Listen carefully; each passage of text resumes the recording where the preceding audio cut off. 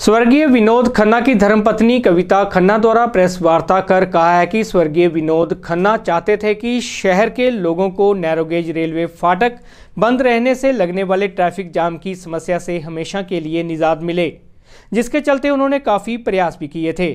इन प्रयासों के कारण ही आज केंद्र सरकार द्वारा पठानकोट वासियों को बड़ी राहत देते हुए यहां पर एलिवेटेड ट्रैक बनने जा रहा है।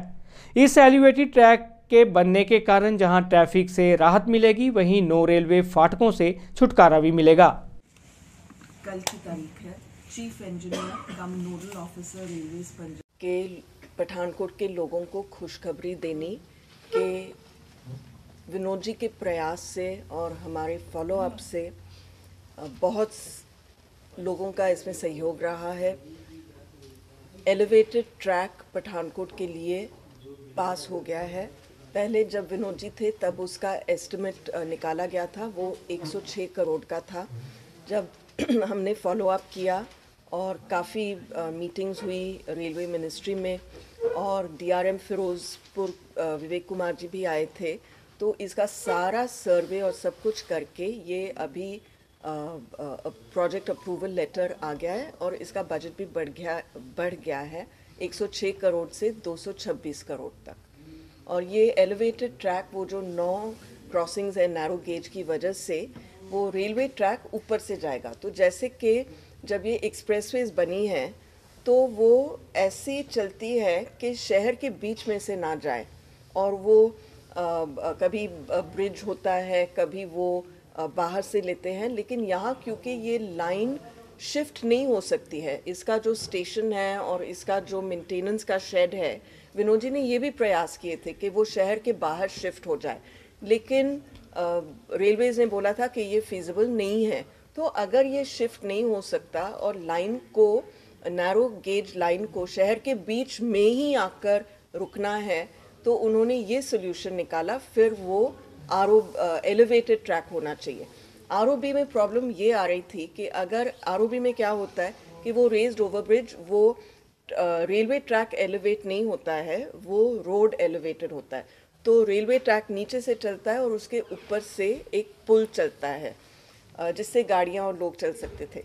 लेकिन उसमें प्रॉब्लम ये है कि आपको लैंड एक्विजिशन करना पड़ता, रोड वाइडनिंग करना पड़ता है, लोगों की दुकानें हैं वहाँ पे, काली माता मंदिर भी है वहाँ पे, तो ये करने में बड़ी प्रॉब्लम आ रही थी। तो ये सोल्यूशन विनोद जी ने निकाला कि एलिवेटेड ट्रैक ही करो। इसमें एक और भी फ़ायदा है कि ये एलिवेटेड ट्रैक रेलवेज के लैंड पे ही बनेगा, क्योंकि उनके पास ऑलरेडी वो लैंड है, तो लैंड एक्वायर नहीं करनी पड़ेगी।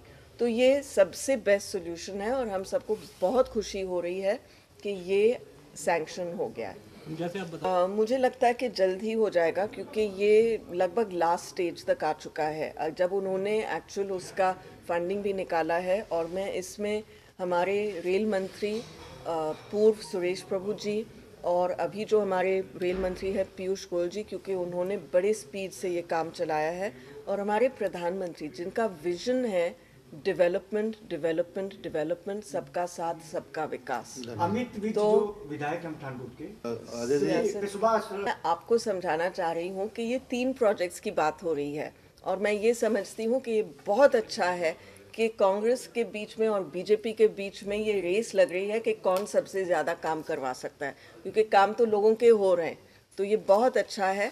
लेकिन जो सलारिया जी जिस प्रोजेक्ट के बारे में बोल रहे हैं वो बिल्कुल अलग प्रोजेक्ट है। जो अमित विज जी, वो एलिवेटेड रोड, तो ये तो एलिवेटेड रोड नहीं है, ये एलिवेटेड ट्रैक है।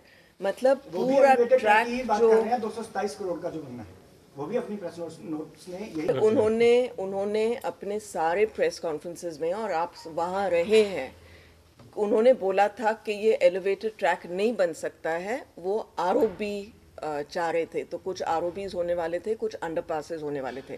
मुझे याद है कि जब DRM फिरोजपुर आए थे, आप थे, पूनम थे, आप सभी थे, तब हमने विवेक कुमार जी से कहलवाया प्रेस को कि ये एलिवेटेड ट्रैक बनने जा रहा है, क्योंकि अमित विज जी कह रहे थे कि ROB और अंडरपास, और उन्होंने कहा कि ये नहीं हो सकता है, उनकी फीजिबिलिटी नहीं है। उन्होंने बनाया था प्लान, लेकिन उसको फिर वो मंजूर नहीं हुआ, इंटरनली ही रेलवेज ने मंजूर नहीं किया।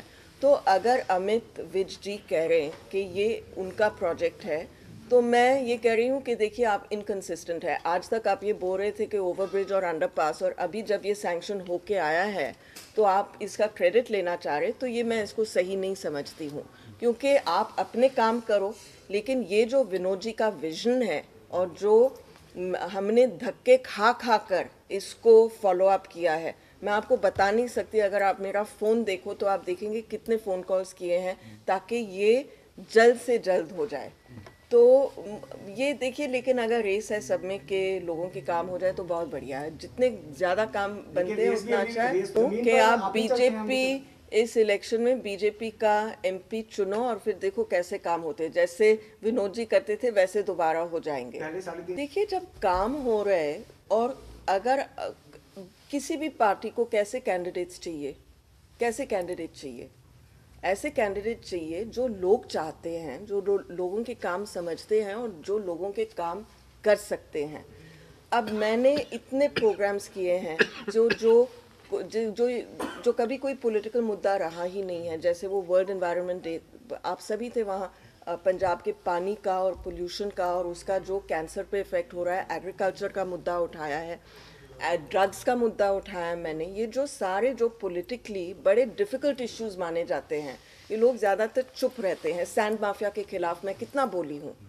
तो ये पता नहीं मुझे पॉपुलर करते हैं या नहीं करते हैं, लेकिन मैं ये समझती हूँ कि ये हमारे देश की ज़रूरत है, गुरदासपुर हल्के की ज़रूरत है। और टिकट देना ना देना, मिलना ना मिलना अलग का बात। कहना चाहती हूँ कि जो मैं जानती हूँ गुरदासपुर के लोग चाहते हैं कि मैं उनकी एमपी बनूं, मैं उनको निराश नहीं करना चाहती हूँ और मैं दावे से कह सकती हूँ कि मैं ये सीट जीतूंगी और मोदी जी के झोली में डालूंगी।